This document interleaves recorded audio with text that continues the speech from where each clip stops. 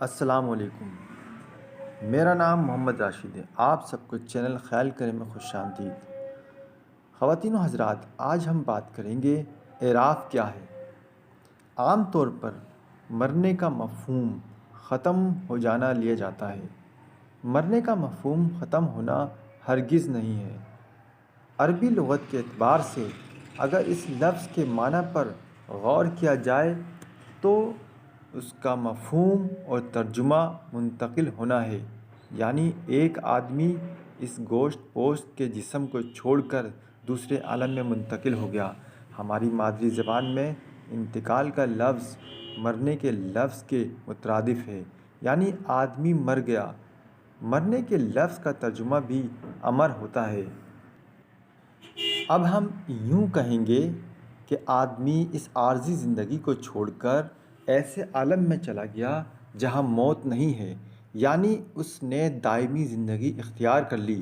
روحانی طور پر مرنا اور جسمانی طور پر مرنا بظاہر الگ الگ دو حالتیں نظر آتی ہیں، لیکن ان دو حالتوں میں فرق اگر ہے تو صرف یہ ہے کہ ایک آدمی اس جسم کی موجودگی میں اپنے ارادے اور اختیار کے ساتھ جسم کو چھوڑ کر مر جاتا ہے، اور دوسری حالت یہ ہے کہ اس جسم کو اس طرح چھوڑ دیتا ہے پھر اس جسم کی اپنی کوئی حیثیت باقی نہیں رہتی۔ اس کی مثال ہماری زندگی میں بھی ملتی ہے۔ جب ہم سو جاتے ہیں تو خواب دیکھتے ہیں۔ خواب کی حالت میں ہزاروں میل کے فاصلے پر خود کو دیکھتے ہیں، وہاں جو چیزیں کھاتے ہیں اس کا مزہ بھی محسوس کرتے ہیں، اس ملک کا جو موسم ہے اس کے اثرات کو بھی قبول کرتے ہیں۔ ایک آدمی کسی گرم ملک میں رہتے ہوئے یہ خواب دیکھتا ہے کہ وہ کسی پہاڑ کی چوٹی پر کھڑا ہوا ہے، ایسا پہاڑ جو برف پوش ہے۔ خواب میں اسے اتنی زیادہ سردی محسوس ہوتی ہے کہ جب اس کی آنکھ کھلتی ہے تو اس کے اوپر سردی کے تمام اثرات غالب ہوتے ہیں۔ یہی صورت خواب میں عالم اعراف میں منتقل ہونے کے بعد بھی ہوتی ہے۔ آدمی ایک، دو یا زیادہ ایسے خواب ضرور دیکھتا ہے جس میں اس کی ملاقات اس کے عزیزوں، رشتہ داروں اور پیاروں کی ارواح سے ہوتی ہے۔ مرے ہوئے لوگوں کی روحوں سے ملاقات اس بات کی نشاندہی ہے کہ آدمی خواب میں عالم اعراف میں منتقل ہو گیا۔ تصوف اور روحانیت کا منشا یہی ہے کہ انسان کے اندر وہ صلاحیت جو خواب میں کام کرتی ہے بیداری میں اپنے اوپر طاری کر لی جائے۔ آدمی کے اندر وہ صلاحیت جو اس کو ٹائم اینڈ اسپیس سے آزاد کرتی ہے موت ہے۔ موتو قبل ان تموتوا، مر جاؤ مرنے سے پہلے کا مطلب یہ ہے کہ آدمی اس زندگی میں زمان و مکان کی گرفت سے آزاد ہو کر اس عالم کا مشاہدہ کر لے جہاں ٹائم اینڈ اسپیس سے آزاد ہوئے بغیر کوئی بندہ نہیں پہنچ سکتا۔ اب ہم بیداری میں رہتے ہوئے ایک خواب دیکھتے ہیں، یعنی بیداری میں خواب کے حواس اپنے اوپر غالب کر کے عالم اعراف میں منتقل ہوتے ہیں۔ اس کا طریقہ یہ ہے، ذہن کو یکسو کر کے ایسے مقام پر لے جانا چاہیے کہ جن ذہنی کیفیات میں آدمی سوتا ہے۔ سونے میں سب سے پہلے جو عمل سرزد ہوتا ہے وہ یہ ہے کہ آدمی نہایت آرام اور سکون کے ساتھ بستر پر لیٹ جاتا ہے۔ دوسرا کام یہ ہے کہ ذہن اور دماغ کو بیداری کے حواس سے ہٹا کر ان حواس میں منتقل کر دیتا ہے جن حواس کا نام نیند ہے۔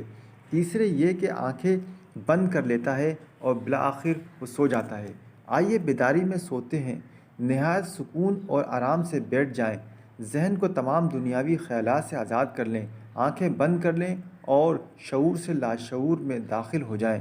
جیسے ہی شعور کی گرفت کمزور پڑے گی، بند آنکھوں کے سامنے لاشعور کا دروازہ آ جائے گا۔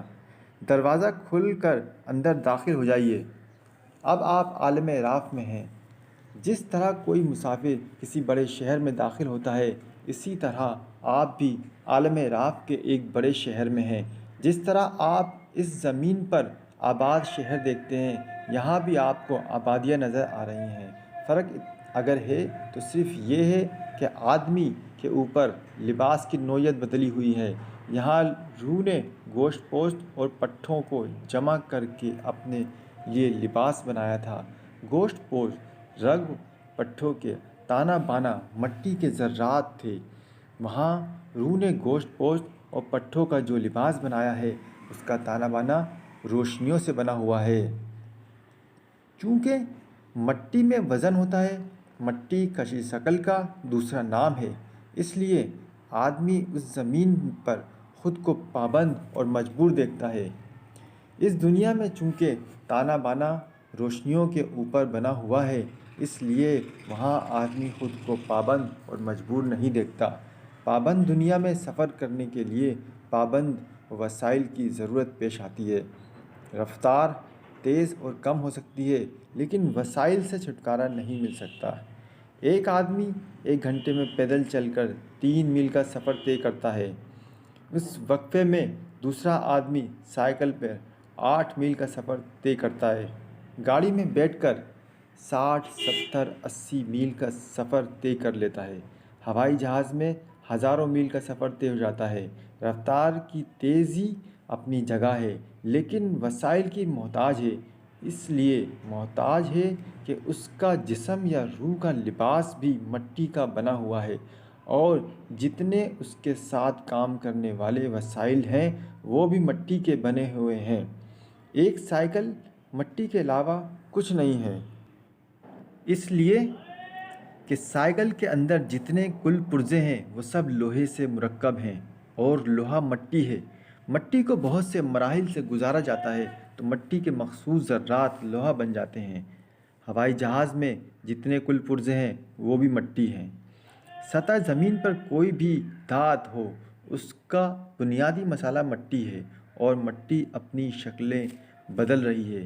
یہی مٹی کے ذرات کہیں آدمی بن جاتے ہیں، کہیں سائیکل بن جاتے ہیں، کہیں موٹر سائیکل بن جاتے ہیں، اور کہیں ہوائی جہاز کا روپ دھار لیتے ہیں۔ یہی مٹی کے ذرات خوبصورت درخت بن جاتے ہیں، پرندے بن جاتے ہیں۔ ایک چھوٹے سے چھوٹا ذرہ کبھی وائرس بن جاتا ہے، کبھی چیونٹی بن جاتا ہے، اور کبھی ہاتھی بن جاتا ہے۔ یہ ذرات اللہ تعالیٰ کی صناعی اور قدرت کی واضح نشانیاں ہیں۔ اس صناعی کے بارے میں اللہ تعالیٰ نے ارشاد فرمایا ہے کہ ہماری نشانیوں میں غور کرو، اور وہ لوگ قابل ستائش ہیں، منزل رسیدہ ہیں، پسندیدہ ہیں جو اللہ تعالیٰ کی نشانیوں میں غور کرتے ہیں۔ مٹی کو گوندھ کر اس سے ہر شکل بنتی ہے۔ مٹی کے گارے سے آپ چڑیا بھی بنا سکتے ہیں۔ مٹی کے گارے سے آپ عمارت بھی کھڑی کر سکتے ہیں۔ مٹی کے گارے سے آپ انسانی پتلا بھی بنا سکتے ہیں، اور مٹی سے آپ بڑی سے بڑی تخلیق بھی عمل میں لا سکتے ہیں۔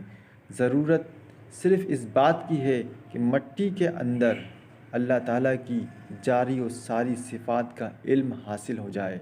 خواتین و حضرات، اقتباس کتاب توجیہات، اس کے مصنف حضرت خواجہ شمس الدین عظیمی صاحب ہیں۔ آپ اس تحریر کو بار بار پڑھیے گا، سمجھے گا، غور و فکر کیجیے گا۔ اپنا خیال کریں، سب کا خیال کریں۔ ویڈیو اچھی لگے تو ویڈیو کو لائک ضرور کیجیے گا، اور اگر آپ چینل پہ نئے آئے ہیں تو چینل کو سبسکرائب کر لیں۔